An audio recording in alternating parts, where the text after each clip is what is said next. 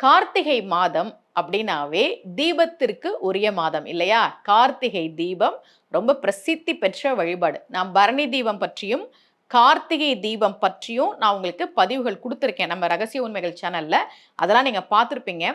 அந்த தீபத்தோடு தொடர்புடைய ஒரு பதிவு தான் இந்த பதிவு.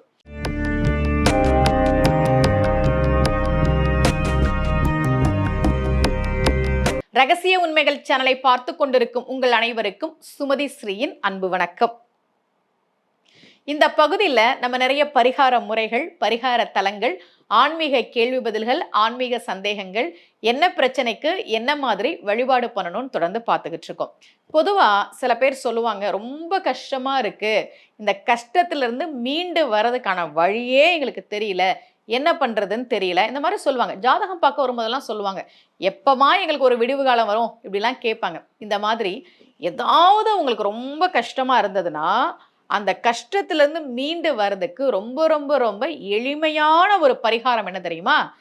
தீப தானம். கார்த்திகை புராணம், கார்த்திகை மகாத்மியம் இதெல்லாம் நம்ம படிக்கிற போது தீபதானம் பத்தி அதுல சொல்லப்பட்டிருக்கு. அதை தான் இந்த பதிவுல நான் உங்களுக்கு சொல்ல போறேன். இந்த தீப தானம் எப்படி பண்ணணுன்றத சொல்றேன். முதல்ல தீபத்தை தானம் பண்ணலாமா? அப்படி பண்ணுனா நம்ம கிட்ட இருக்கிற ஐஸ்வர்யம் எல்லாத்தையும் அடுத்தவங்கள்ட்ட கொடுத்துற மாதிரி ஆயிடாதா? இப்படிலாம் பயந்துக்க வேணாம். நமக்கு இருக்கக்கூடிய கஷ்டங்கள், கர்ம வினைகள் நீங்குவதற்கு தீப தானம் செய்ய வேண்டும். ரொம்ப அழகா அதுக்கு ஒரு ஸ்லோகம் இருக்கு. சர்வஞான பிரதம் சர்வ தீபம் சர்வ சம்பத் சுகாவகம் தீபதானம் பிரதாஸ்யாமி சாந்திரஸ்து சதாமம. தீபதானம் செய்வதை பற்றிய ஸ்லோகம் இந்த ஸ்லோகம். எப்படி பண்ணணுன்றத சொல்றேன். ஒரு விளக்கு, அது வெண்கலத்துல இருக்கலாம், பித்தளையில இருக்கலாம், அல்லது வெள்ளியில இருக்கலாம். இது எதுவுமே என்னால் வாங்க முடியாதுமா, நான் பித்தளையில் வாங்குறதுக்கு கூட இப்போ வசதி இல்லாமல் இருக்கிறேன், அவ்வளோ மோசமாக இருக்க நேரம்னா அகல் விளக்கு நீங்கள் வாங்கலாம். இப்படி ஒரு விளக்கு வாங்கி அதற்கு நெய் திரியும் வாங்கி உங்களுக்கு தெரிஞ்சவங்க கிட்ட அந்த தீபத்தை நீங்கள் தானமாக வாங்க சொல்லலாம். உங்கள் நண்பர்கள் இருப்பாங்க, உங்களுக்கு தெரிஞ்சவங்க எவ்வளோ பேர் இருப்பாங்க இல்லையா? இந்த மாதிரி நான் ஒரு தீபம் தானம் பண்ணணும், நீங்கள் வாங்கிக்கோங்கன்னு சொல்லி கோவிலில் வச்சு அதை கொடுக்கணும். கோவிலில் நீங்கள் அந்த விளக்கை ஏற்றுங்க. விளக்கில் நெய் போட்டு திரி போட்டு நீங்கள் அந்த தீபத்தை ஏற்றி அதை அவங்க கிட்ட கொடுங்க.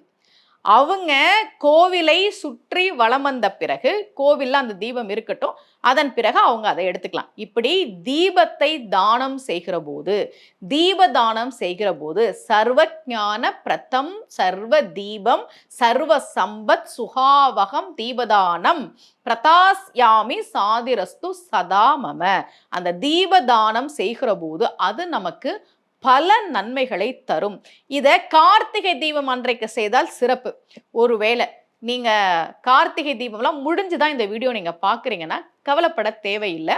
உங்களால எப்போ முடியுதோ அப்ப தீபதானம் செய்கிற போது நிச்சயமாக நம்ம வாழ்க்கையில் இருக்கக்கூடிய வறுமை தரித்திர நிலை நீங்கும் என்று நம்முடைய புராணம் சொல்கிற காரணத்தால் ரொம்ப எளிமையான பரிகாரம், ரொம்ப செலவெல்லாம் ஆகாது. நீங்க தீபதானம் செய்து உங்களுடைய வாழ்க்கையை சுபிட்சமாக ஆக்கிக் கொள்ளுங்கள்.